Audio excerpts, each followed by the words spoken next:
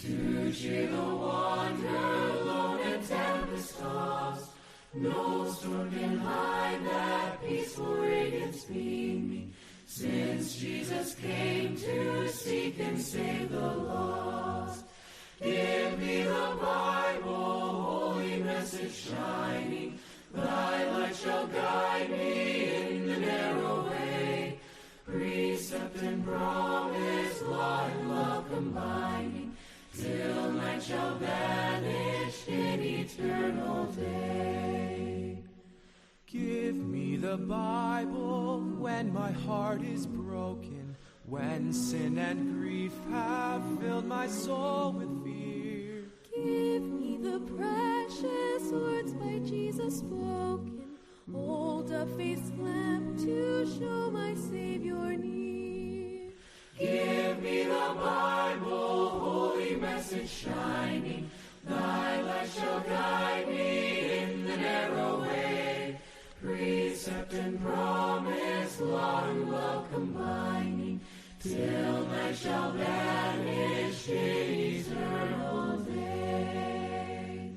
Give me the Bible, all my steps enlighten. Teach me the danger of these realms below. That lamp of safety o'er the gloom shall brighten. That light alone the path of peace can show. Give me the Bible, holy message shining. Thy light shall guide me in the narrow way. Precept and promise, law and love combining, till night shall vanish in eternal day. Hello, everyone. I am John Coleman from ApocatastasisInstitute, an institute for the humanities and alternative college and high school here on New Milford, Connecticut, USA.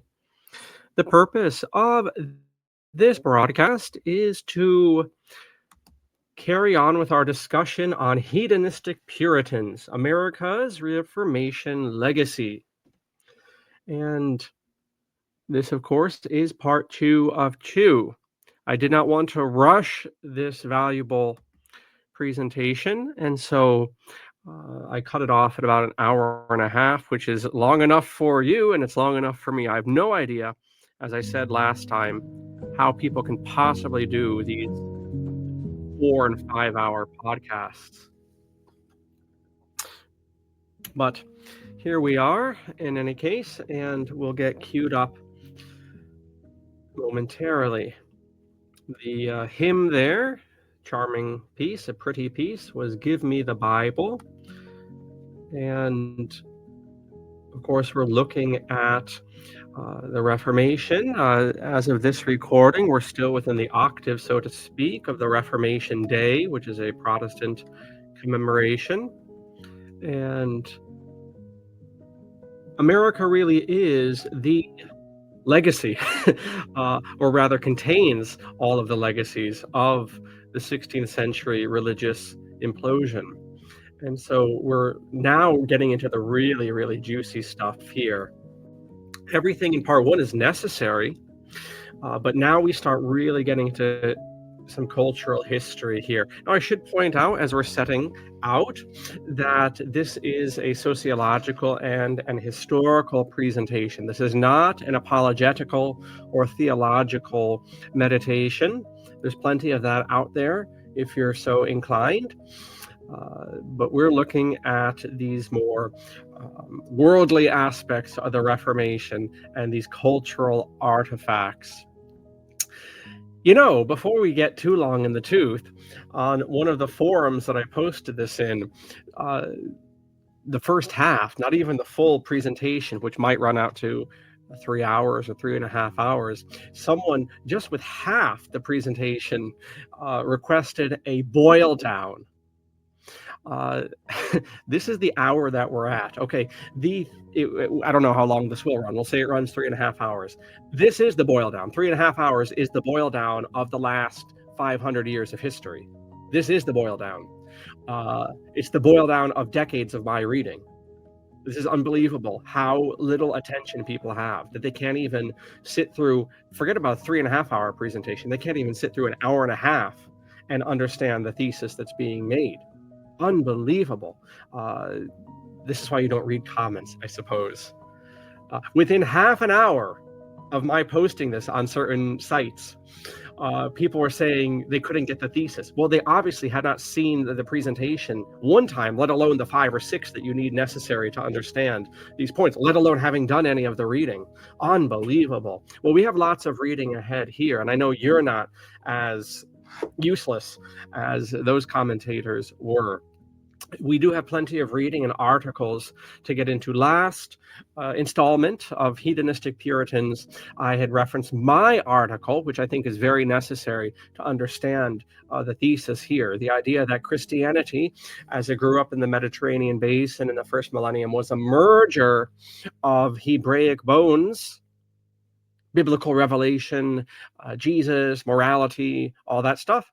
Biblical bones, Hebraic bones, and Hellenistic flesh, Greek thinking, Greek nuance, Greek categories. I just recorded this morning the November 20 and 25 edition of Christian History and Ideas, where we get into this. The fact that, yes, Christianity in its primitive and ancient forms is the merger of paganism and revelation. Okay, fair enough, but not in the way the world presents it. Not in the way that you're going to get on Newsweek magazine or the History Channel. And part of that reason Christianity can merge is because it has the firewall of Hellenic thinking and categorization. This is why you know that Christianity is not just a rehash of paganism, or as you will find in American radical Protestantism, this idea that at Nicaea there is an influx of paganism. This waters down the Christian message, and so forth. No, that's not at all possible because of the firewall, because of the safety that Greek logic provides and prevents Christianity from slipping into a type of monism. So if you're interested in that topic, you can check out the Christian History and Ideas of 20 and 25. Something else on some of these forums, which I probably should avoid going on because they make me grouchier than normal. Something else that people were saying is, wow, it seems you're more interested in plugging your institute than presenting. Yes, you're damn right I am. The reason I do all of this social media stuff is to reach new potential students. There is no hiding that. I'm just really overflowing with ideas, and have decided to spend the latter half of this morning of grace opining on the Reformation. Well, I can do that in my journal, can't I? The reason myself and the other people at the Institute do the online stuff, yes, in a general way, we do want to better our fellows, and this is part of ongoing adult education, and I hope you benefit from it. But make no bones about it, I am absolutely, number one, interested in reaching new potential serious students that will enroll at the Institute and increase our learning in community, period. I don't know why people think they're like discovering, or I think it has to do with how the bourgeois think. I'm certain of this, but anyway, them's me politics and them's me motives. Speaking of motives and speaking of ApocatastasInstitute, speaking about unabashedly plugging this work in Connecticut, our School of Arts. You can check out all of our sciences, sacred and profane, and a lot of those are in our School of Arts, looking at literature and history and languages and so forth, poetry here. We have plenty of courses. I won't belabor the point. You can check it out here. We also have, of course, a School of Sciences, which is largely limited to mathematics at present, and also a School of Theology, where we do approach different spiritual sciences from the grounding of faith and reason. So you can check that out. And you ought to, before you proceed one more step, ought to have reviewed the first installment of hedonistic Puritans, because you're not going to understand this juicy stuff without understanding the legwork. That's part of being educated. It's not always just cutting to the chase. Give me the elevator pitch. Give me the boil down. You're getting the boil down here. See you in 3 hours. All right. Now, I just cut the outline where I left off. So this is just picking up where we dropped off the other day. Okay, so now we do, having laid out the Reformation and larger trends, and who was behind the Reformation, and certain secular worldly interests and non-Christian groups that were behind the Reformers, both Catholic and Protestant. This does need to be understood, that when we speak of the Reformation, we're not just speaking about the novelty of Protestantism, but also the novelty of what calls itself Catholicism after the 16th century. So I'm equally critical and equally discouraged, I suppose, when it comes to this horrible event in Western history called the Reformation. There is no good guy in it, and neither am I therefore indicating orthodoxy is the solution. I'm not positing a solution here. I'm just saying a disaster affects Western society in the Reformation, and the Catholics are not off the hook for either contributing to the Reformation or somehow being a preservation of pre-Reformation Christianity. And once again, why do I have negative appraisals of the Reformation? Not really for religious grounds. This is not a religious presentation. It's actually for political grounds. In my suggestion, and I think it's an objective observation from history, religion and religious structures offer the greatest way and the most democratic way for people to organize outside of the state.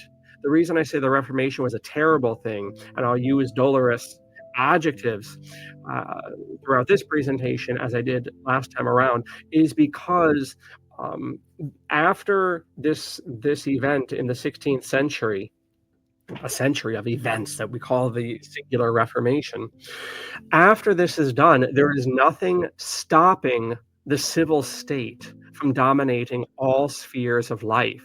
People do not understand what a stranglehold, and I say this in the best sense of the word, a stranglehold the Catholic Church kept on commerce prior to the 16th century. And really, when commerce, like Frankenstein, and legality breaks out of the chains that the church had kept it in, is after the age of revolutions, when liberalism is truly ascended after the American and French revolutions. Then it truly is Katie bar the door. Because what the Reformation does is it smashes the church as a visible social institution that is really the only hope of checking the power of the state, which is also a visible social institution. After the Reformation, and you find Catholics thinking like this in just as much a fashion as Protestants, after the Reformation, the church becomes a series of propositions that you adhere to. It becomes this invisible body of the faithful. It becomes this ideal church of the early centuries.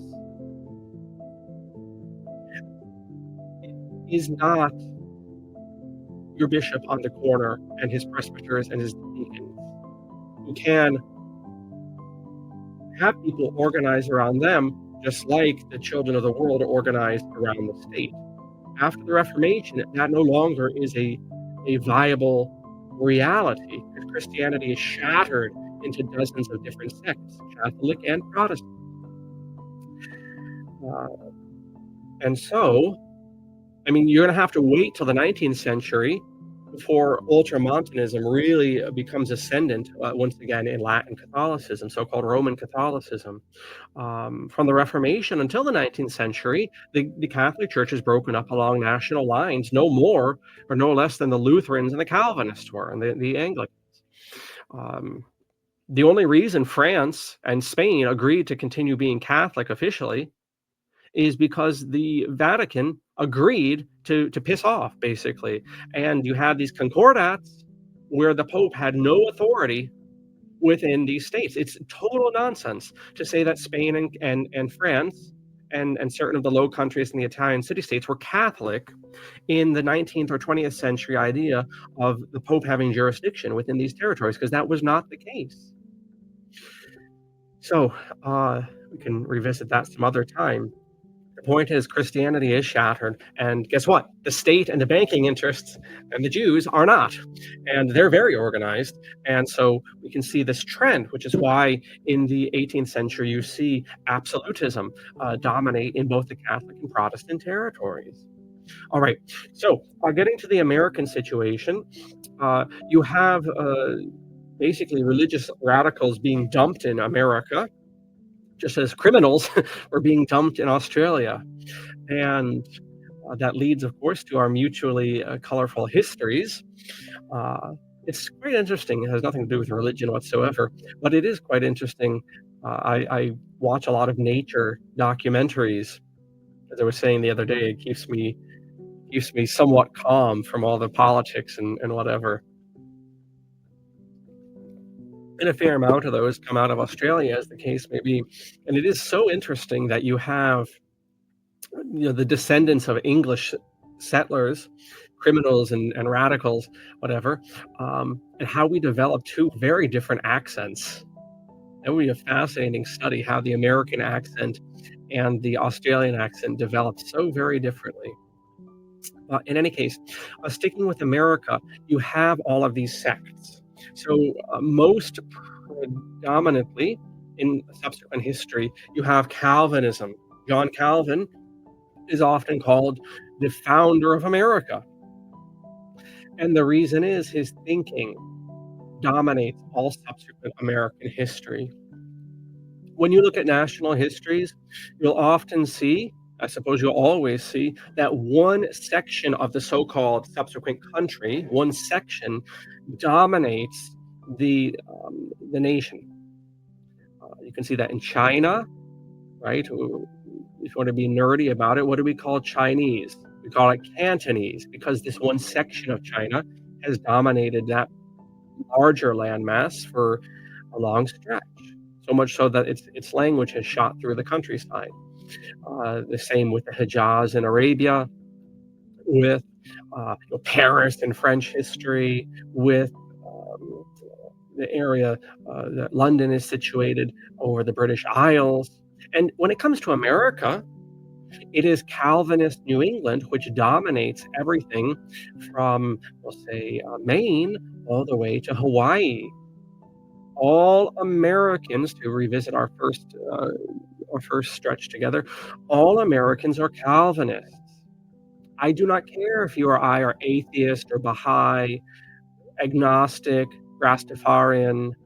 I don't care. We think like Protestants. That's not a good thing. That's not a bad thing. Religions fundamentally are psychological. When you tell me you're a Wahhabi Muslim or an atheist or a Jew, you're telling me only superficially your beliefs and your practices. What you're really telling me, and what I'm telling you, when we announce our religions or lack thereof, is how we think. And all Americans, regardless of superficial creed, are Calvinists. John Calvin is the founder of America because New England and congregational New England dominates the subsequent culture here.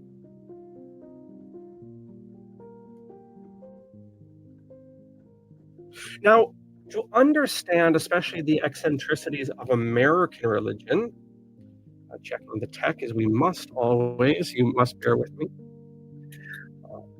There's nothing worse than talking into a piece of plastic for half an hour and nothing being recorded is bad enough to have to talk. And you have no idea if you don't record these videos, you have no idea how much of a mind game just monologuing for a long stretch can be, which is why I can't understand how people can do these 5-hour podcasts alone oftentimes. All right, but to understand the Reformation and to understand especially American religious eccentricities, you have to understand the smashing of the monasteries and the deprivation of religious life in Protestant societies. The people in convents and monasteries I say this with a certain tongue-in-cheek tone of voice, have a problem. If you're in a monastery or a convent, you're really messed up. What problem do you have? You love too much. You love so much. You love God and your fellow creatures so much that you can no longer get along in regular society. I want that to sink in. The people who go into monasteries and convents are so head over heels in love with God and their fellows that they literally cannot function in society. And mirabile dictu, there are enough of these people at any given time that they have to create leper colonies. And these things are called monasteries and convents. This is called religious life. They can't get along in regular society. They literally have to forge a society, outside of commerce and legality. These are very, very powerful souls. The energy within these souls is profound. If you've ever interacted either with formal religious, Catholic or Orthodox, or with very devout Protestants, you'll know the type of energy that you're dealing with. It is a very powerful energy. It is a very dangerous energy because things powerful can be dangerous.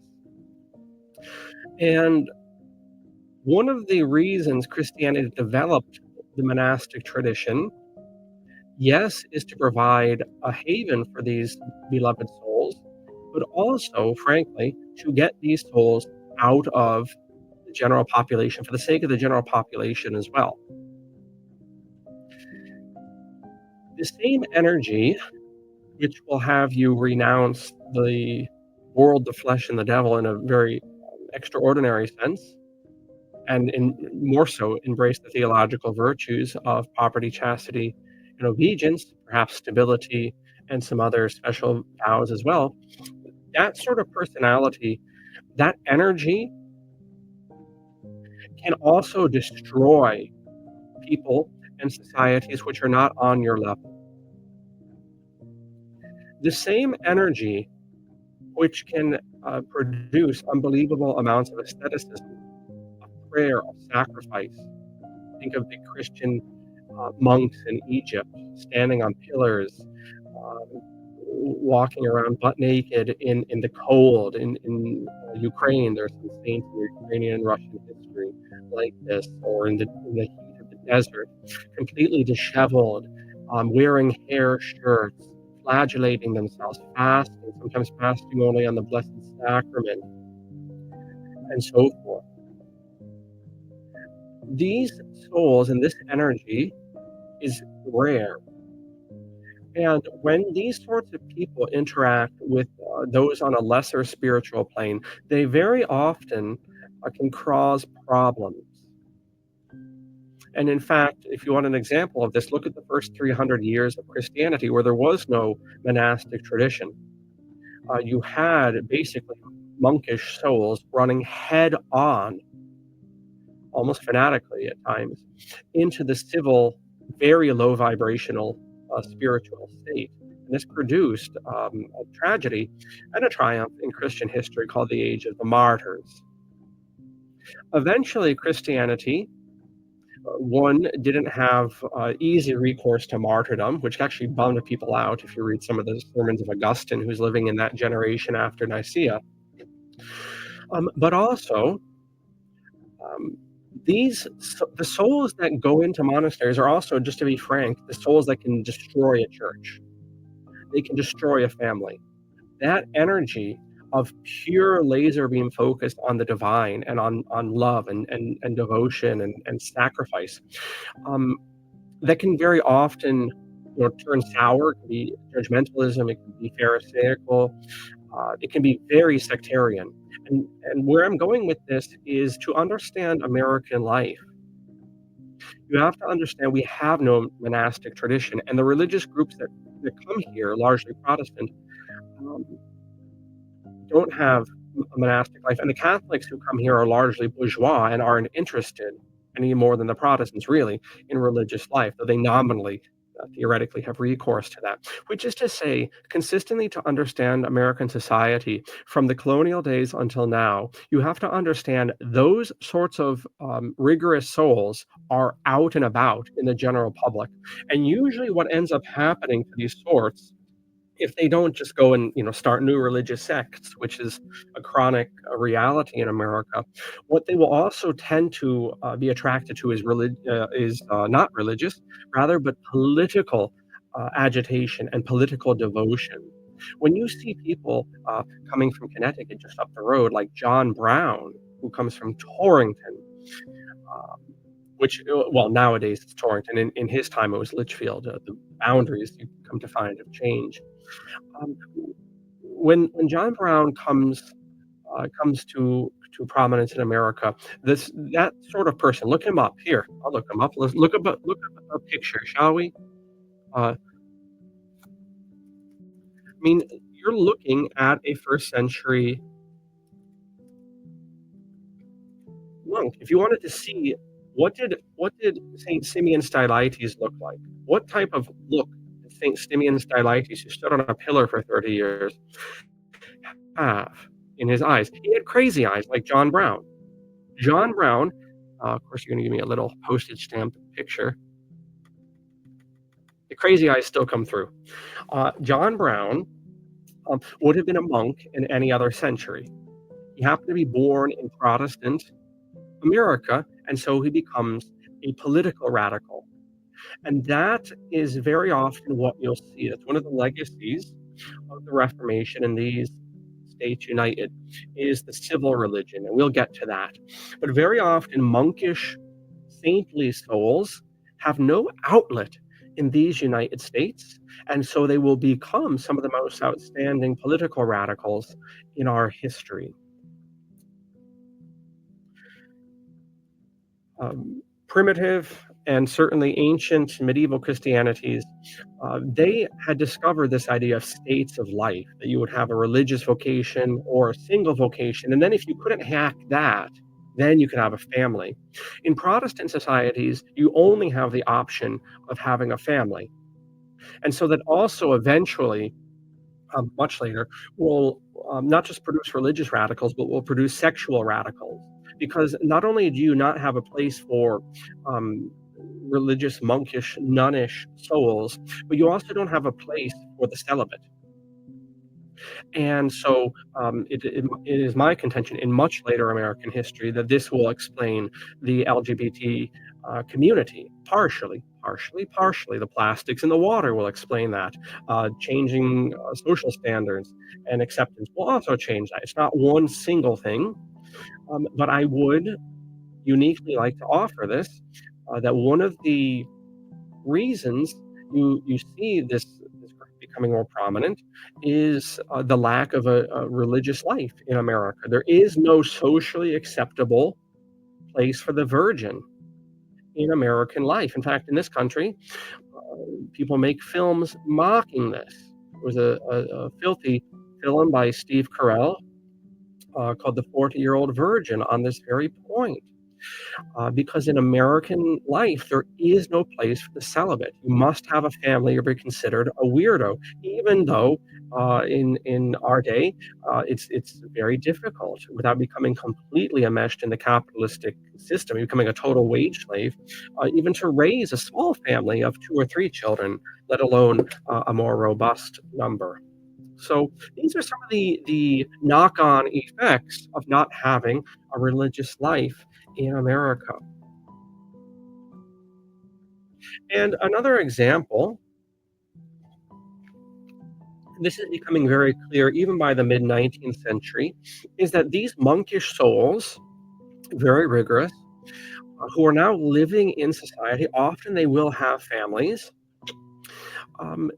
These sorts of people will very often try to impose a certain religious rigor within their own families and friend circles, which would be perfectly appropriate in a monastery, but they're living a secular life in the world. And what this consistently produces are people who are pissed off about this, so-called ex-church kids. You can see whole genres on video platforms and websites about this, meaning, the parents ought to have been not parents, but monks and nuns. They had a super devotion, super love for God. Unfortunately, they lived in a society that had no outlet for this, and so what ends up happening is a very stifling religious environment within the home, and that will sour a great number of people. These are all effects of not having a monastic outlet in American life. And again, even within nominally accepting groups like Catholics, again, this is not an apologetical presentation. This is a sociological presentation. And the reality is, in these United States, Roman Catholics are very insecure, and they are, like a lot of dominated religious societies, the Roman Catholics trip over themselves to actually become more Protestant in their mind view and their worldview than the formal Protestants.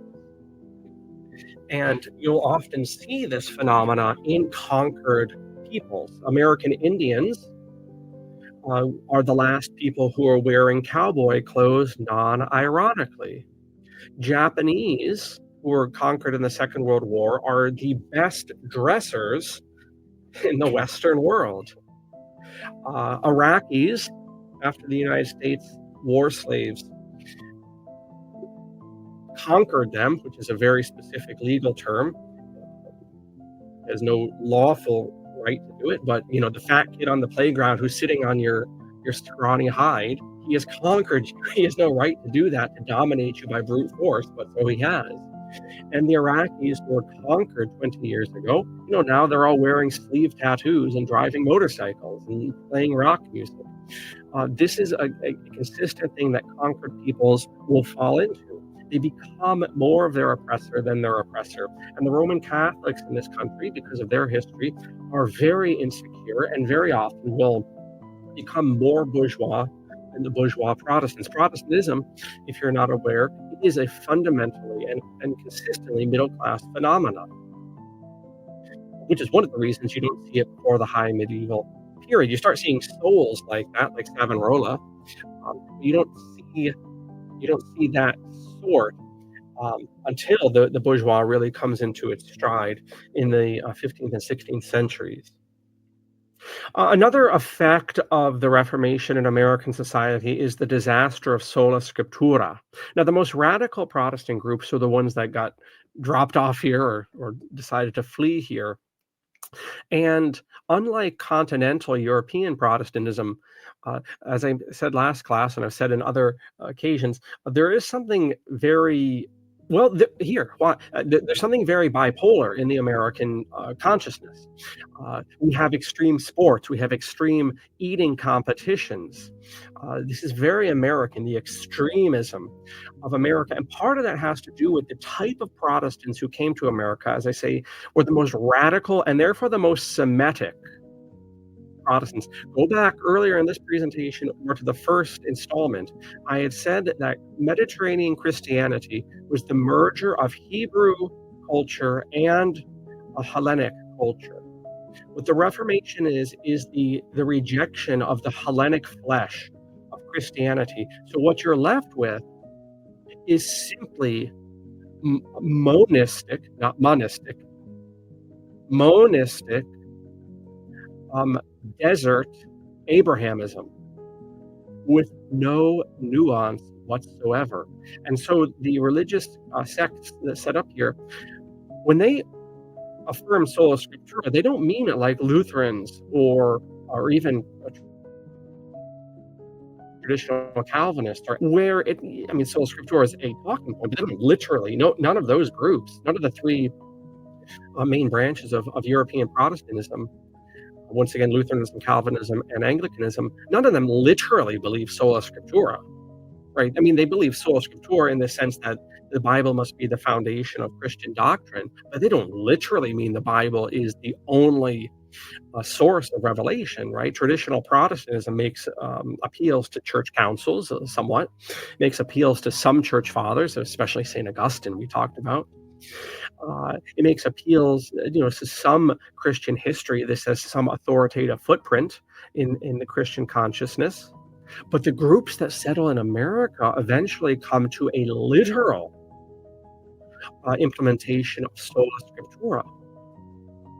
And this is a peculiar reality because the Holy Bible is not only is it one part of the Christian revelation historically understood, in addition to living church authority, so-called magisterium and sacred tradition, but also the Bible is part of a larger organism. This might come as a shock to American Christians of whatever sect, but the Bible is a liturgical document, first and foremost. The Bible, and that's not my theology coming through. Once again, that's not my making an apologetic one way or another. I'm making an objective statement that Christians' interaction with the Bible from the time of the apostles until the Reformation and through the time of the Reformation was liturgical. The Bible was a text, well, first of all, not to be primarily read, but to be heard and preached upon in a liturgical prayer setting. What you have beginning in the 16th century is that one part of the liturgy is excised and used in a way that it was never envisioned and never experienced before. That is to say, you have a book that was primarily meant to be sung in a setting, a congregational prayer setting, and a book that was meant to be preached on in such a setting, all of a sudden being removed from that and being read silently as if it were a textbook. And this has to get into the 16th century reality that the Reformation was largely a college professor eccentricity. I mean, if you look at Calvin and Luther and these early fellows, they were academics. So it's not out of nowhere that the Bible starts to be read like a scholastic manual. But nevertheless, this sola scriptura, especially in its literal American sense, is a disaster when it comes to interacting with modernity. First of all, a lot of the nuances in the Bible become literally taken. So, the devil who appears in the form of a serpent all of a sudden becomes a literal talking snake, which is not at all how the Christianity understood it. There were these nuances. There was always this pillow of the church fathers to strain things through and to strain and to more importantly check one's meditations and theological conclusions against. All of a sudden, you have allegedly a literal document that any Tom, Dick, or Harry can take their half-baked ideas and you can have the Bible say whatever you please. And that is, of course, the American experience. It's how should we say, a spectrum, in more ways than one, a spectrum of theologies. You could use other more graphic language. But what ends up happening in terms of Christian faith in the Holy Bible is that it takes a severe downturn because this literal reading cannot be squared away with various trends and often faulty trends of modern thinking. But the Bible and the sola scriptura approach in particular has no way of even accounting for it except to pound the Bible more and more. And what happens by taking a modern solitary reading habit to a pre-modern liturgical document is, this fundamental belief that faith and reason are at odds with each other. Now, that's not at all helped by fellows like Calvin and Luther, who have a very negative view because of their exaggerated Augustinianism of original sin and of the weakness of human nature. Luther will say that reason is a whore. Reason is completely destroyed by original sin. And so some of the eccentricities of the Reformation and of Augustinian thinking end up provoking this skeptical reaction. And some of the the literal taking of sola scriptura likewise produced an overly skeptical reaction and an overly skeptical error to the initial error. I'm very fascinated by that, how one error, ERROR, in history can produce other errors. You can see that with the faith in the Bible is overemphasized and therefore produces a skeptical reaction. You see that elsewhere, also appropriate to American society. Preceding the Reformation, for instance, in the revival of Roman law during the Renaissance, which throws out of whack the sexual relationship, legally speaking, where the man is given undue power in civil matters. Well, that's exaggerated, in fact, during the Reformation because of the Old Testament patriarchal focus, because behind all the Protestants are Jews. So that's why there's a super emphasis on the Old Testament in Protestant societies, especially ones that literally take the Bible. But what you end up seeing is that exaggeration of the male role in civil society, which is a departure from the Catholic medieval understanding, that will eventually produce the feminist errors of the 19th and 20th centuries. And then here we are now. Now the reaction to the feminist nonsense is the MGTOW exaggeration, helped along very nicely by the American intelligence agencies. So we see these knock-on effects, as I say. This is intellectual history, and these are these ideas playing out and working out, and often hurting a lot of people in the process.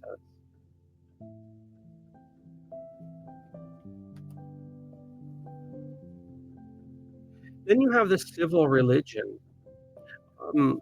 Because the type of Protestantism that dominates in America, whether you, again, are formerly a Protestant, doesn't matter. All Americans are inheritors of everything I'm saying. I do not care your superficial religious affiliation. I'm saying this is present for all of us. Because of the type of Protestantism that obtains in these states united, you have no visible church. And the visible churches that you have no divine sanction, right? A Protestant does not believe that their denomination is God ordained. They believe in a divine church, but that church is idealistic or gnostical. It's literally an imaginary entity that they can, once again, sign up for the beliefs of in their minds. Right? I believe in the Nicene Creed. I believe in the Bible, in this imaginary first century church that I belong to, this pure church. But the Presbyterian church on the corner has no divine protection to it if I'm a Protestant. So what that also ends up producing is what's called the civil religion, where the state and the visible state structures and state actors like politicians end up taking on divine characteristics in American consciousness. Here you have this silly painting of a very Anglo-looking, rather homosexual-looking Jesus Christ massaging the shoulders of Donald Trump. This is the civil religion, and there's endless examples of this. Sometimes one more ridiculous than the other. But this is because people want, in historical observation, East or West, whatever culture, people want a visible structure of religion. And that doesn't exist if the church is just this invisible body of believers in terms of its ontological divine protection. Then you're going to look for the nearest thing that has overweening power, which is going to be, you guessed it, the state. Hence the civil religion. And if you want to see that, as we used to say, on steroids, you can look at the Charlie Kirk memorial service, memorial extravaganza, literally with fireworks and political speeches, frankly, rather cynical political speeches, I thought. What was supposed to be a memorial funerary type of service. It was the well, time will tell, but certainly in our lifetime, the apotheosis of this civil exaggeration. Something else you also see in American life, I should point out, is a Judaizing. Because Judaizing? Huh. I don't know if that's spelled proper, but also because the very stripped down literalistic type of American Protestantism has maxims in the Holy Bible like pray always, but it does not have any tradition to go off of as to what things like pray always mean. What happens in American religion is often a very devout people, well-meaning people, will go crawling back to the rabbis. They don't have a religious tradition that has any authority to them, the church fathers or the councils of the monastic tradition. And if they're aware of these things, they look at them as suspect, paganized inventions of Rome or whatever the rhetoric is. And so what ends up happening is you look to, I guess the next best option are the rabbis. And so you see a very pronounced Judaizing strain in American Christianity, Catholic and Protestant. So you'll find, unbelievably, the practice of so-called circumcision amongst Christians in America, not eating pork on the grounds of not dietary preference or health preference, but a Mosaic injunction, praying on Saturdays like a Jew. Some of you remember January 6th, people were literally blowing shofars, like in the book of Judges, around the Capitol building. What else do you see? You see, some of them become outright Jews. I actually have interviewed a gentleman and his family. Eventually he became Catholic, but as a young man, his family formally went from being Baptist to converting to Judaism, lock, stock, and barrel, with the curls and the beards and the phylacteries and all of that. I mean, and that's often what you will see is this reality, because American so-called Christianity is completely hollow in terms of substance. People go looking for what they think is, some sort of continuity religious tradition, and if you don't know better, you end up, back with the rabbis. It comes full circle, and that's not for nothing, because again, where did Protestantism come from historically? It was the Jewish moneylenders, and that was a huge positive and negative push and pull that was at play during the Reformation. And an example of, getting back to the civil religion, I happen to be recording this on the 5th of November. Remember the 5th of November, very appropriate to this topic of the Reformation, Guy Fawkes Day. Gunfire, powder, and plot, right? There was a whole jingle. It was called Pope's Day. Right, the 5th of November was called Pope's Day, a piece of propaganda where the Catholics were supposed to blow up Parliament. Arguably the first false flag. I was asked that in class in the past month. When do you think the first false flag was? It had to have been the gunpowder plot. I have to root around that, because the Catholics had no access to gunpowder. There was a state monopoly, so it had to have been an inside job. Anyway, and it was a very good propaganda piece for several hundred years. Pope's Day, Guy Fawkes Day. But in any case, yesterday, as of this year of grace 20 and 25, was election day. And I'm reminded that in New England, speaking of the civil religion, Christmas was outlawed for a very long time in Puritan New England, but election day was a holiday, and it was a holiday often blessed by prayers from the minister on election day. So there you go. Another example you see in American religion as a direct consequence of the smashing of the church as a social institution is the pronounced exaggeration of the power of organized evil. Not only does this come about because of hyper-Augustinianism and the exaggeration of original sin and the power of the devil in the world, which is outmoded. I shouldn't say outmoded. How do you say it? I don't know the word, but I'll just use the word exaggerated in Protestant societies compared to, again, this is not my theological opinion, but compared to previous Christian understandings of the power of the devil. And the reason is partially because you don't have a sacramental church and you don't have a visible church. And you do have organized evil in various ways, some darker than others. And so this is why you will find groups like the Seventh-day Adventists or the Jehovah's Witnesses, and sometimes this even seeps into, as a lot of Christianity becomes secularized in the 19th and 20th centuries, it seeps into odd nooks and crannies. So, just like in the New Age world, you'll often see a radical Protestant idea of the paganization of Christianity present. I mean, it's leaking out a secularization of a certain line of thought. Likewise, in so-called conspiracy land or conservative politics, secular conservative politics, and this sort of truth community and so forth, you'll see an undue focus on organized evil, and this belief that organized evil is more powerful than it in fact is. And I do believe this is directly linked to a type of Christianity that is imaginary. That is to say, the church is a mental construction. It's not a visible social institution that can, have adoration, processions, fast days, excommunications, for that matter.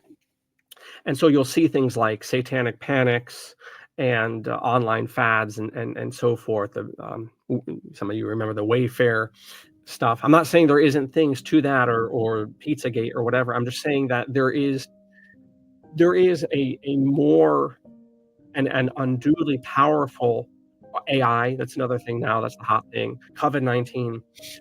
I'm not saying there isn't stuff to this or there isn't an organized aspect to these wicked things. What I'm saying, though, is that in very atomized Christians' minds, and people just kind of on the receiving end of seeping out Christianity into the secular sphere, you see this tendency to exaggerate how powerful organized evil is. Okay. Religion after the Reformation, and again, this is just as true for the Catholics, becomes a private affair. How do I know that? Well, I can actually give you a personal observation. At the college here, online, every day, twice a day, we hold the divine office. And very, very few people, very, very few Catholics, anyone's welcome to join us, but they are Catholic prayers, so you would assume that that community would be interested, and they're not. And I've never seen that in other schools I've taught at, with so-called devout Catholic, super sectarian, traditional families and so forth. Nobody's interested in praying in common. Nobody's interested because we are all, you guessed it, Protestant. We all see religion as a private affair. We might go if we nominally belong to one of these sects that values liturgical prayer like the Orthodox or the Catholic. Yeah, we might go to church in a congregation on Sunday, but we have no idea why we're doing that beyond just some legal obligation. The idea that common prayer, liturgical prayer, is powerful is completely lost on Protestantized Americans, whatever formal nominal sect.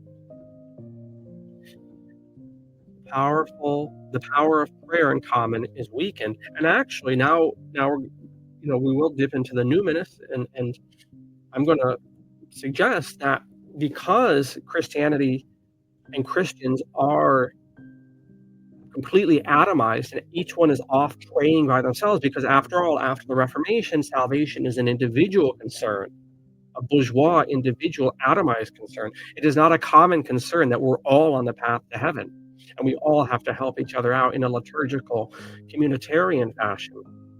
The result, though, however, as I've indicated, is that there is such a thing as organized evil, whether that's in secret societies of various forms or different criminal combinations, whatever.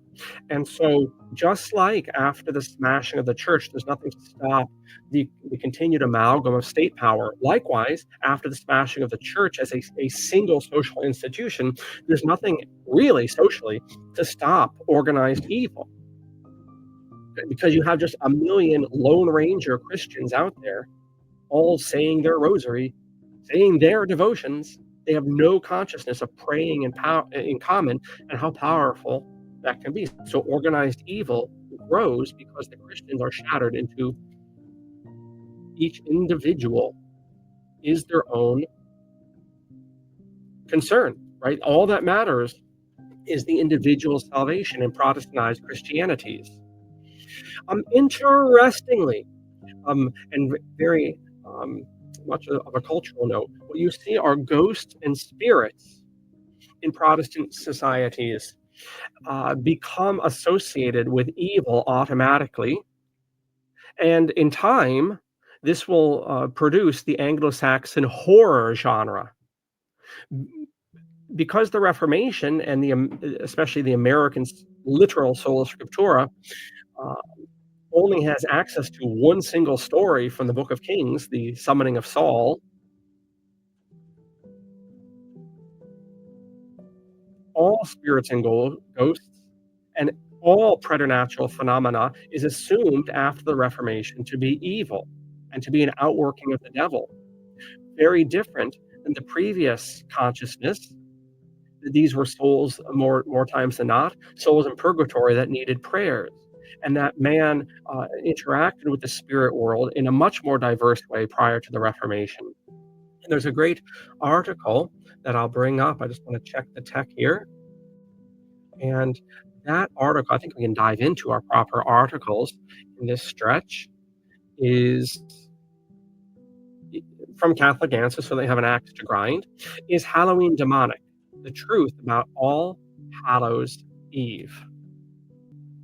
And we read here about the prior understanding of ghosts and ghouls and so forth.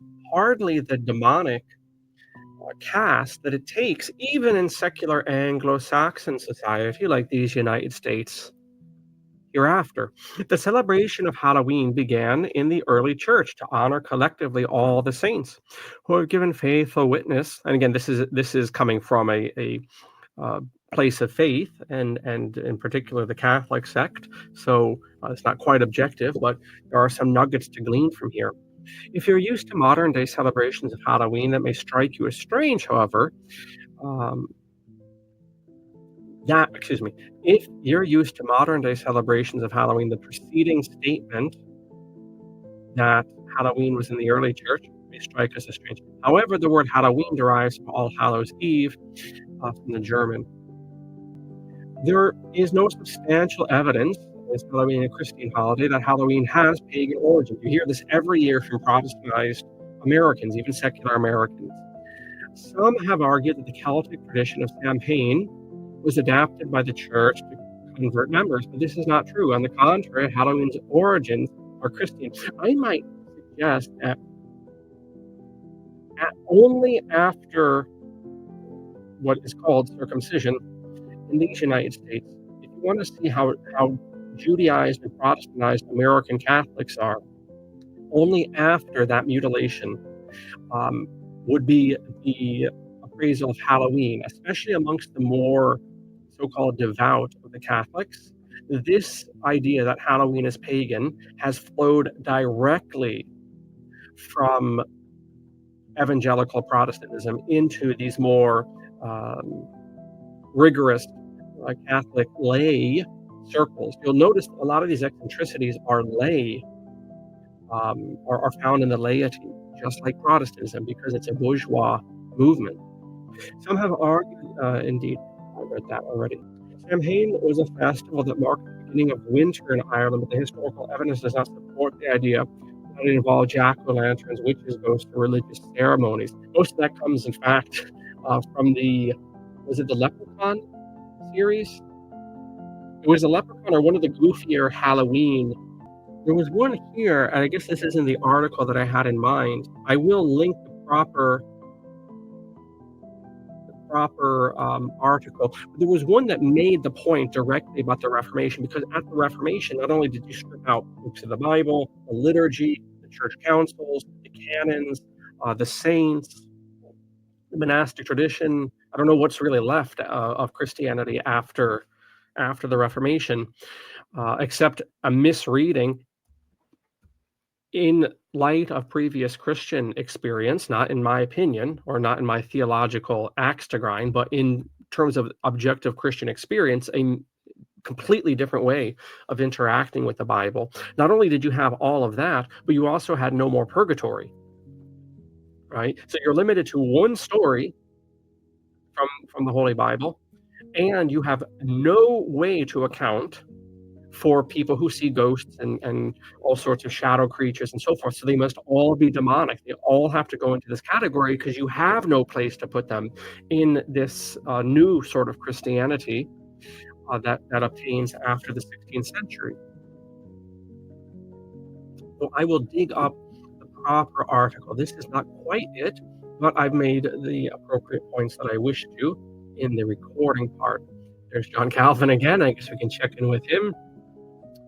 Okay, and here are some other articles. We're going to get into two more, and then I think we'll have plenty of material to think about and to do further research on our own with.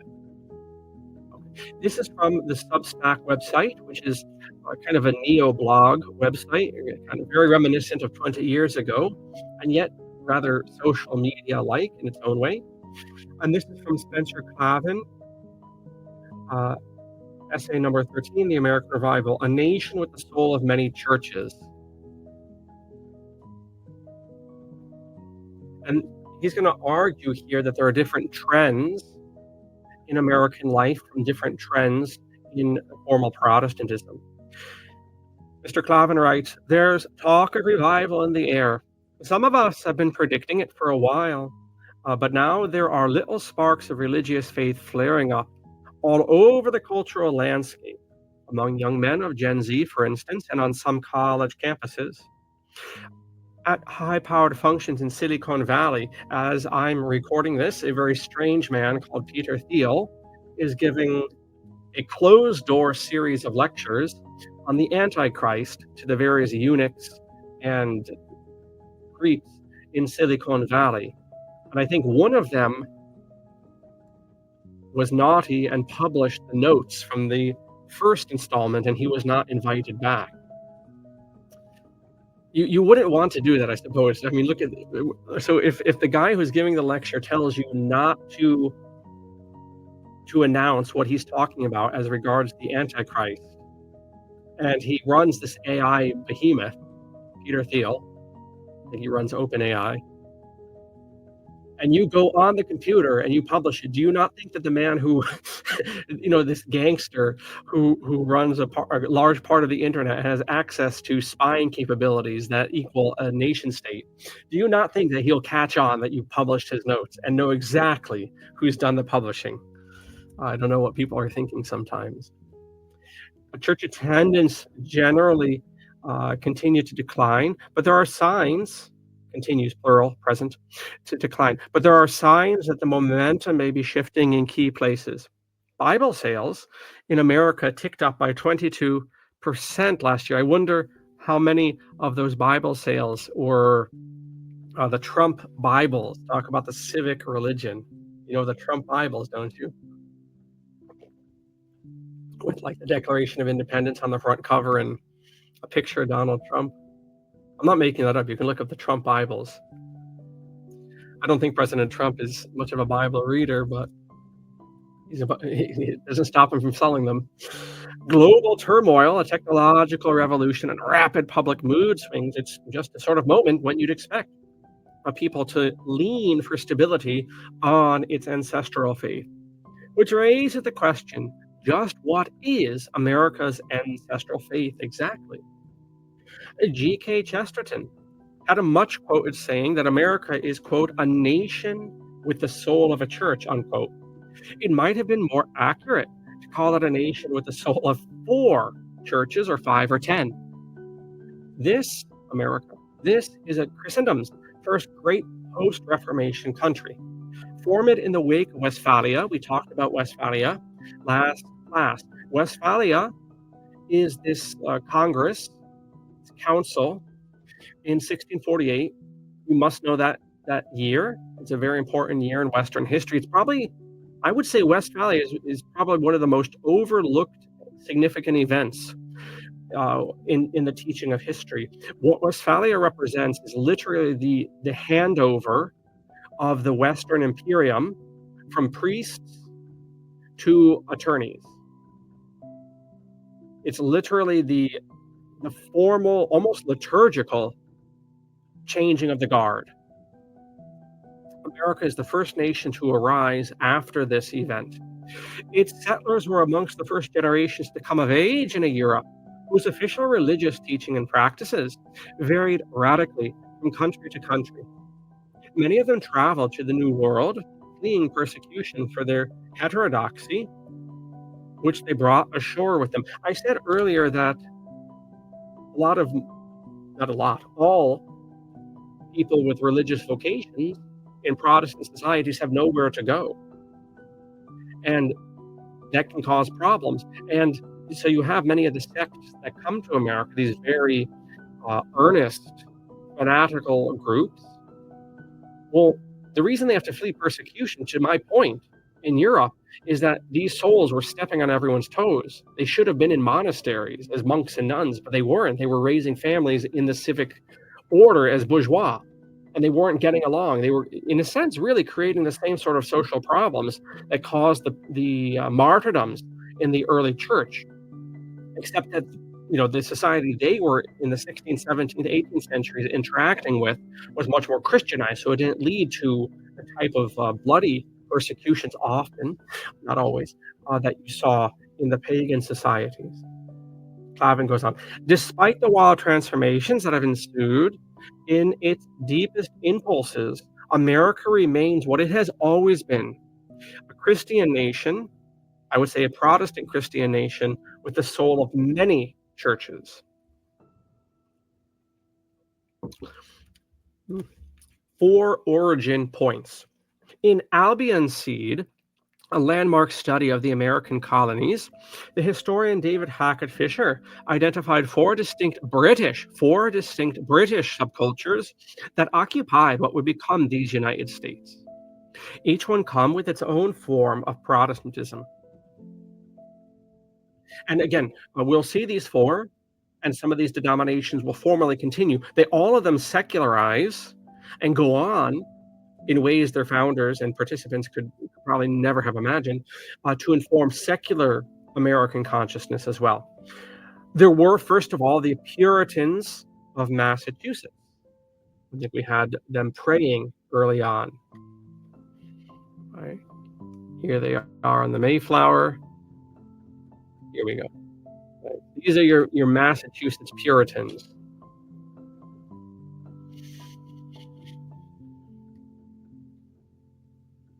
Rigorous Calvinist reformers who considered their duty to correct the lapsed morals of the church. And there were the Anglican gentry of Virginia and the South, devoted to the rights and rules of Mother England. There were the daringly egalitarian Quaker Friends of Pennsylvania and Delaware Valley. And there were the hard-bitten warriors who tamed the backcountry, defiantly independent in their theology, as they were in their rough ways of life. Each of these 4 groups passed down its own Christian habits, sentiments, and convictions to the generations that followed. Obviously, America is now a far more spiritually discombobulated and demographically splintered place than the pre-revolutionary colonies were. The revival taking shape now is hardly defined enough to fit neatly into established denominational categories. Still, the Christian sentiment that's stirring in the country comes in a few major strains, each one distinctly modern, but also recognizably marked by some of America's oldest national character traits. We have the evangelicals. First, for lack of a better term, there were these evangelicals, a word now stretched almost beyond all meaning that nevertheless describes a real flavor of American worship.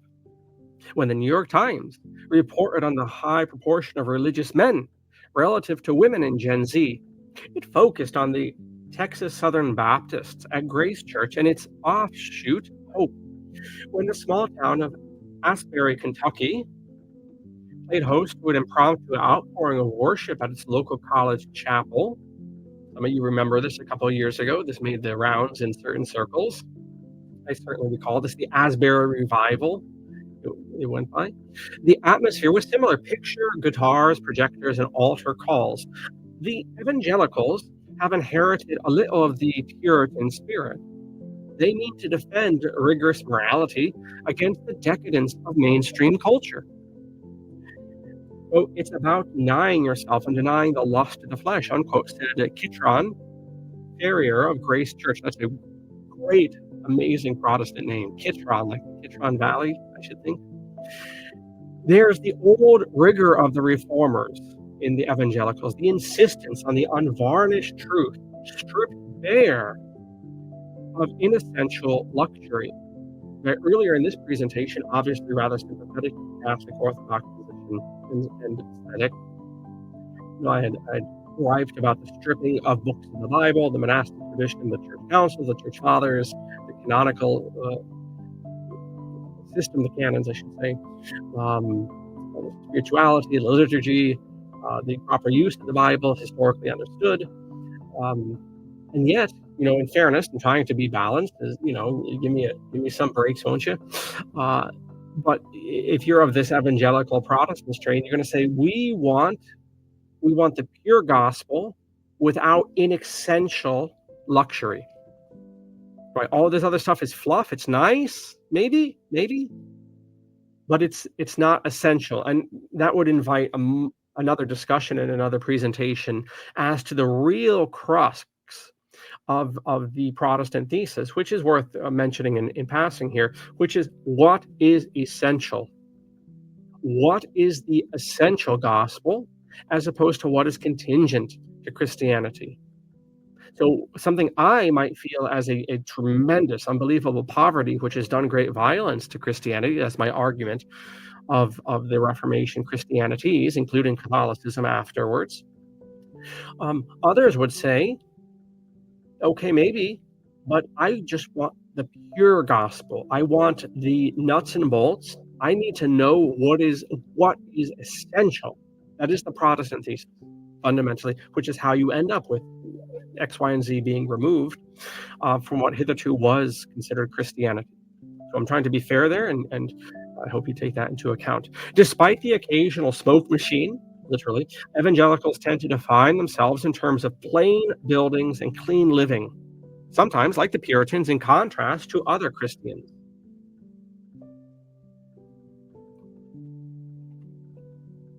Who knows this scene? How many of you Americans know this scene that's being depicted in painting here? This is the baptism, I believe, of Virginia Dare.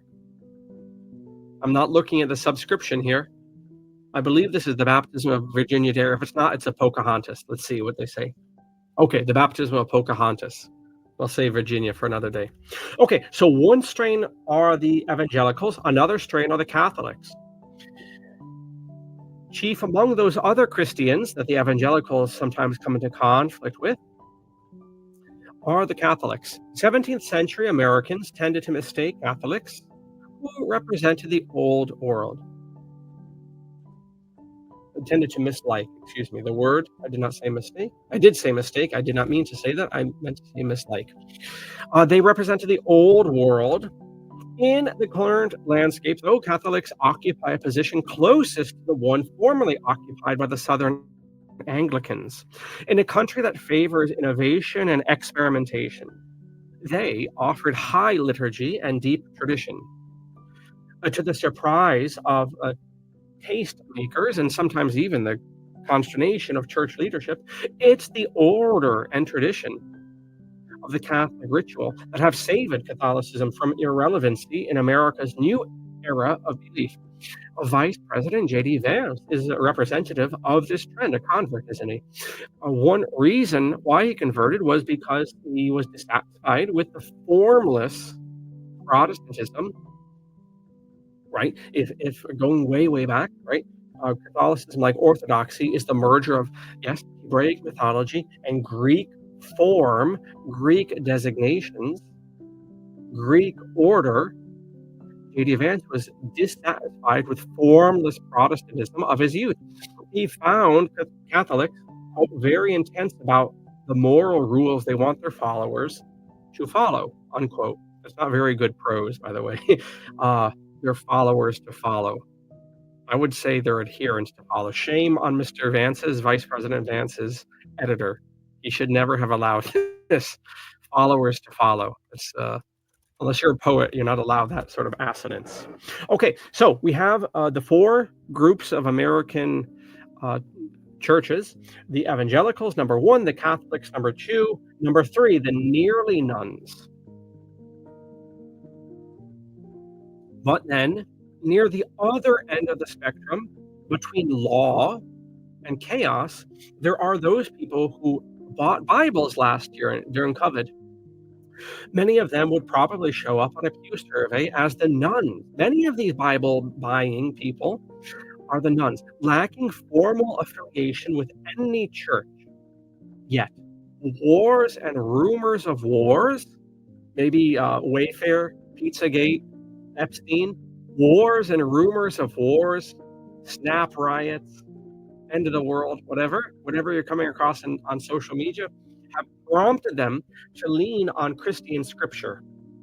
Sally Vasquez, formerly of Love Island, USA, I believe that's a show, said she felt gripped by, quote, a combination of where we are in the world, a general anxiety, and the sense that meaning and comfort can be found in the Bible, unquote.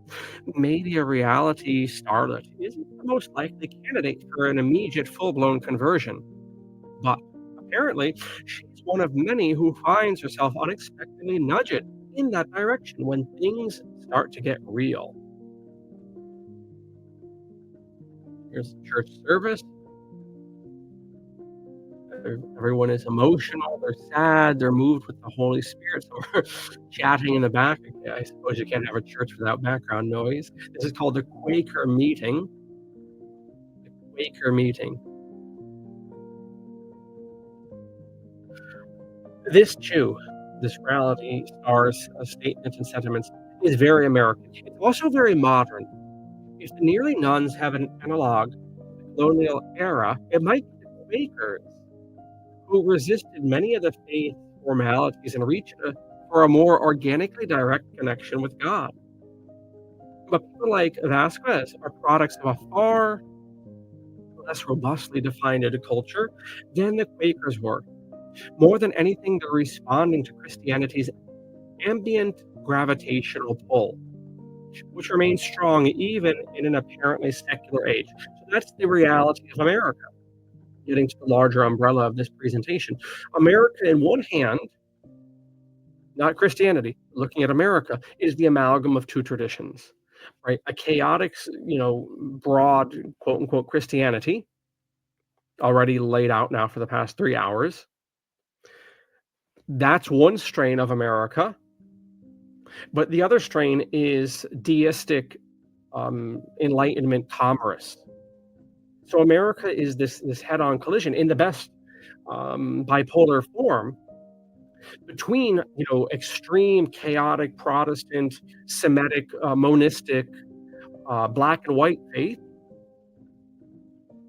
and worldliness, commerce, Judaism, the flesh, whatever the case may be. I mean, that is America, and you can't escape it. I can't escape it. I am that. You are that. And yet, in this peculiar amalgam, hardly compatible, there is a large, and this is why people will say that, outside of India and Tibet, America is the most religious country in the world. And that's, of course, that strikes us as strange, because you and I both know, if we're Americans, you don't talk about your religion in this country. You don't know your next door neighbor. If you do know them and you know their faith, you don't care about it. I don't care how religious you personally think you are. You don't give them a hard time.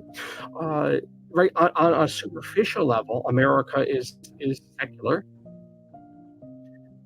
Yet, America is, once you scratch it, profoundly religious, and a lot of that religiosity is quote unquote Christianity.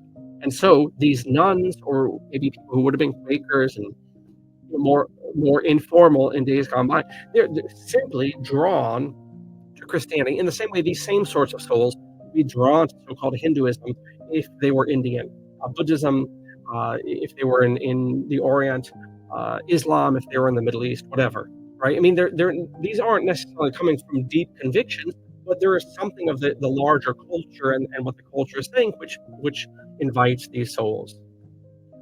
Quote, in Europe and North America, unquote, wrote the historian Tom Holland in Dominion, a decisively Christian spirit still pervades, in the assumptions of many millions who would never think to describe themselves as Christian. Maybe more of them are starting to consider calling themselves that now.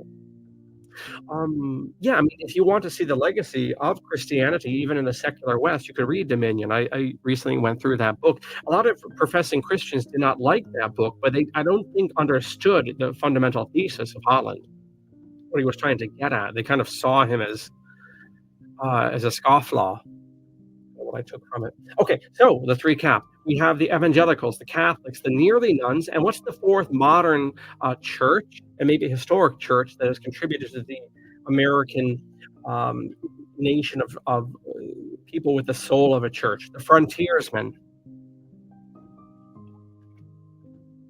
Certainly one group of people is growing more comfortable with the Christian label than anyone might have expected a decade ago. There's an intellectual vanguard, philosophers, critics, artists, tech entrepreneurs, like the fellow mentioned with the Antichrist series, Peter Thiel, making the high-minded case for belief. The most recent was Larry Sanger, co-founder of Wikipedia, who can't yet sign up for any particular denomination, but who recently described at length his decision that, quote, I should admit to myself that I now believe in God and pray to God properly, unquote. Before Sanger come, Hershey Ali, right? Remember? But before Sanger came, Ayaan Hirsi Ali, who was, 10 years ago, 15 years ago, a ex-Muslim atheist. And now this woman has been playing around with Christianity. Also, Matthew Crawford, Peter Thiel, mentioned twice already in my presentation. There are enough of them now to be called a movement. These frontiersmen, are they frontiers in Ohio? Frontiers on the Great Plains? No, not physically. They're not voyageurs in the canoes on Mississippi. They are frontiersmen of the new frontier of technology. That's the frontier that we're at. And these are the voyageurs of that domain. These folks are surely our frontiersmen. Like the old frontiersmen, they favor adventurous dramatic theology for their adventurous and dramatic circumstances. They are prone to grand theories about the end times and clash of civilization. Like I say, Thiel is right now, as of November 25, giving a lengthy meditation on the Antichrist. Pretty eschatological, if you ask me. Those in tech especially work at the edge of humanity's limits in a perilous new age of exploration. We'll say not physical exploration on the Mississippi, but mental or spiritual exploration in the digital realm. They are among those pressing forward into outer space, into the workings of the body and brain, into machine capabilities. Out in that dark wilderness, not really that much different than the dark wilderness of New England 400 years ago, there are rival and even savage faiths preached by Babel builders who want to kneel before AI superintelligence or hail a rising one world government. It's dangerous to ride the high country without a map, and Christianity is a time-tested one for these people, well known for keeping its followers from dropping into snake pits. Here we have another image, subtitled Daniel Boone Escorting Settlers Through the Cumberland Gap. All right, I have another appropriate image here. Maybe we remember this from high school. This is Manifest Destiny. embodied. I mean, you want to talk about a clash between, so-called Christianity and Enlightenment deism. It's this painting where you have, down home Protestants who are the ones who are settling the West and killing the Indians and whatever, because they're Amlech and the tribes of the Old Testament, because you are the new Israel. Go back to John Winthrop's City on a Hill. Merged with liberty, merged with this goddess, this deistic pagan goddess of manifest destiny. And then also, nudist that I am, also notice that the breast of liberty, which in the French Revolutionary paintings is exposed in the best Masonic fashion, is covered in Puritan iconography. So there's a lot here, right? I mean, there's a lot in this painting, and you can break this painting up in a lot of other ways. So there we go for the four groups that contribute, the four churches, so-called, that contribute past and present to the American spirit. Once again, the evangelicals, the Catholics, replacing the Anglicans, the nearly nuns, who are drawn by cultural Christianity, just like they would be drawn by cultural Islam if they lived in Baghdad, and then the frontiersmen. Now, the frontiersmen of Silicon Valley. In days gone by, they were literally the same sort of person that would be the frontiersmen in Ohio, in Texas, whatever. Okay, finally, just a nod here to one last article, and then we'll knock off. Let's check the tech here. Yeah, we're perfect timing here. So one last one. Now, these three articles, I will correct the Catholic Answers one, the one that mentions the Reformation and the point about purgatory and the lack thereof leading to the wicked ghost focus and phenomena and even obsession in the Anglo-Saxon world, leading to Halloween. And why do we associate the preternatural always with evil in the English-speaking world, the Protestant world? It goes back to not having a purgatory and not having a tradition beyond one single story in the Book of Kings. I'll fix that article. I'll put the Clavin article and this as well down below, as well as my article about psychology is not religion, which I referenced before. So this last meditation here is from J.M. Robinson, The Emerging Fourth Branch of Christendom.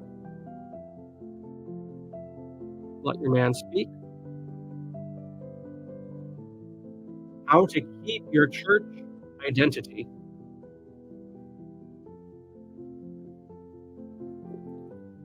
Okay. A few days ago, I come across an intriguing framework for understanding the development of Christendom from a Reformed Anglican or Presbyterian perspective. The author of this framework laid out what has long been recognized by serious students of church history. Christendom has historically encompassed three main branches. We all know that, right? The past 3 hours, Orthodoxy, Catholicism, and Protestantism.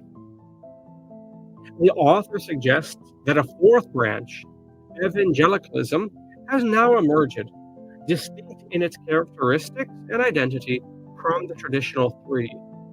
Reflecting on my own 20 years as a Christian, 10 of which I've served as a pastor, this framework resonates deeply, and I believe accurately captures the trends within modern Christianity. Here's why. While evangelicalism emerged out of Protestantism, it has diverged significantly. It often bears more in common with the Anabaptist tradition. I absolutely agree. We didn't look at that so much in the past couple of hours. When I spent time on radical Protestantism, or I use these sorts of adjectives, that's what I was referring to historically as the Anabaptist tradition, characterized by radical individualism. Then with the historical streams of Presbyterianism, Anglicanism, or even Lutheranism, this fourth branch, evangelicalism, has developed specific traits that distinguish it from the historical Protestant heritage. I think he's right on the mark here, because the previous denominations all did make some appeal to church councils, canons, church fathers, and so forth, church history. Evangelicalism doesn't pretend to. Key characteristics of evangelicalism.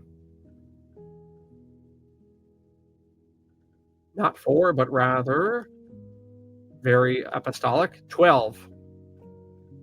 I'm just going to list these off here, and I'll link this down below.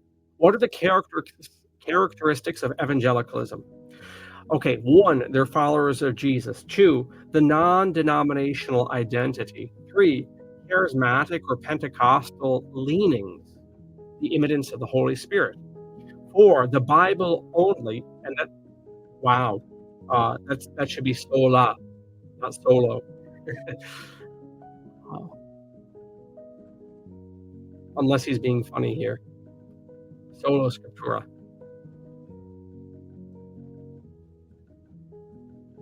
Well, hold on, I'm going to read this here. Evangelicals tend, I think this is deliberate. Evangelicals tend to interpret the solo, not sola. I thought this was a typo. Hold on. Evangelicals tend to interpret Scripture apart from the interpretive lens of church history, operating on a solo Scriptura basis, rather than the Protestant doctrine of sola Scriptura, which is grammatically correct, which affirms the authority of Scripture whilst respecting the historical wisdom of the church. Okay, so this was not a typo. I'm happy I spent a hot second on this. I like this, right? And then this is what I was getting into the, what I call the distortion of sola Scriptura, right? Is the literal taking of this maxim, where the Bible is literally your only source for doctrine and praxis, right? So he's running with that, but he's spelling it different to acknowledge the difference. Because, as I say, continental Protestantism does make use of councils, canons, and so forth. Okay, number 5, defining evangelicalism is mere Christianity. 6 is non-creedal.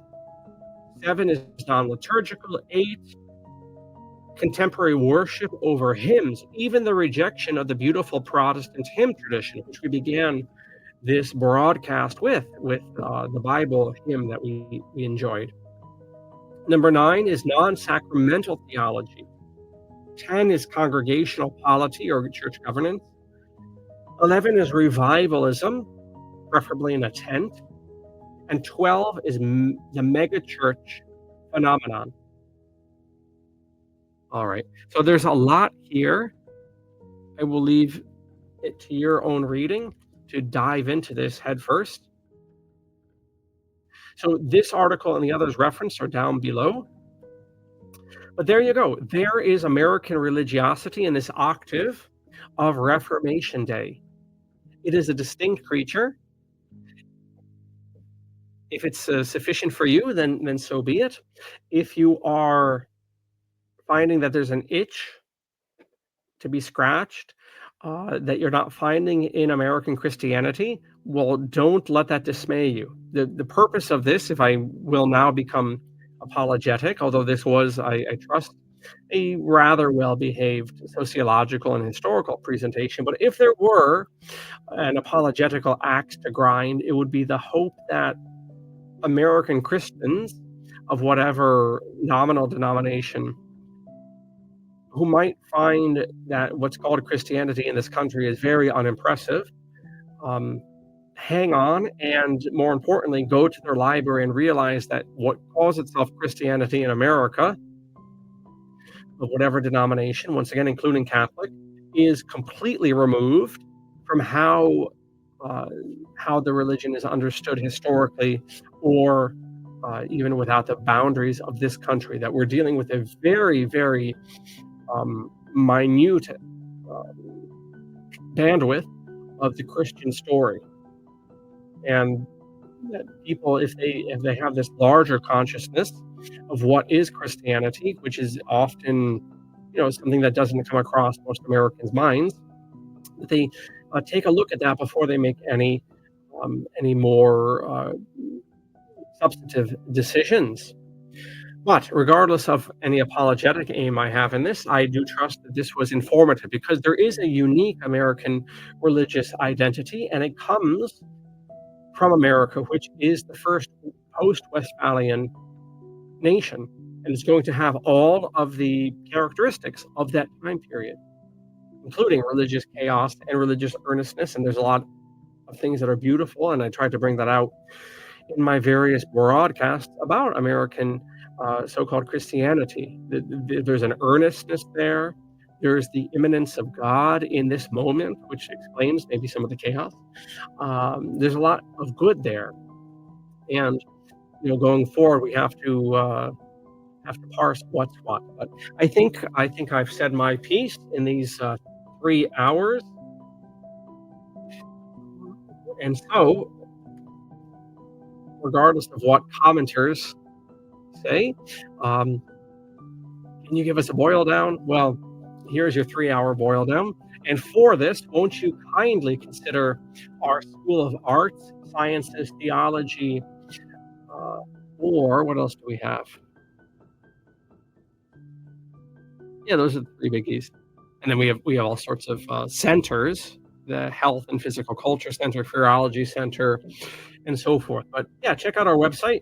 You got a good 3 hours out of me, which is frankly a condensation of a couple of decades of reading and about 600 years of history, so not too shabby. And finally, for the 10th time, the article's reference will be down below in the description. Thank you so much for your time, and get thinking and get reading and get praying when you have a second. Take care now. Bye-bye.